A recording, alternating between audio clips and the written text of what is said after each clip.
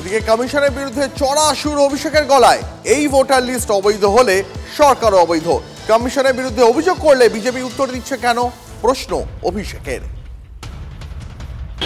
সদ্য সমাপ্ত 1 বছর আগে যে লোকসভা নির্বাচন গেছে, সেই নির্বাচন তো এই ভোটার লিস্টের বেসিসে হয়েছে।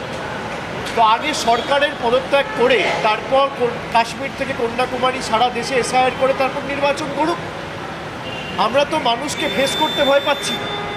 ভারতীয় জনতা পার্টি মানুষকে ফেস করতে ভয় পাচ্ছে।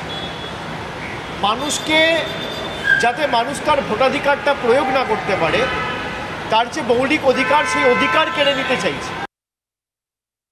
বাংলা থেকে যদি এরা একটা মানুষের মৌলিক অধিকারও কাটতে চায় বা জোর জবরদস্তি গাজোয়ারি করে একটা মানুষের নামও এরা বাদ দেয়, তাহলে 1 লক্ষ বঙ্গবাসীকে নিয়ে দিল্লিতে বৃহত্তর আন্দোলন করে আমরা বাংলার ক্ষমতা কি, যাতে এই আন্দোলন সর্বাত্মক হয়, আমরা তার প্রমাণ এবং তার বাংলার ক্ষমতা তাদেরকে বুঝিয়ে দেব।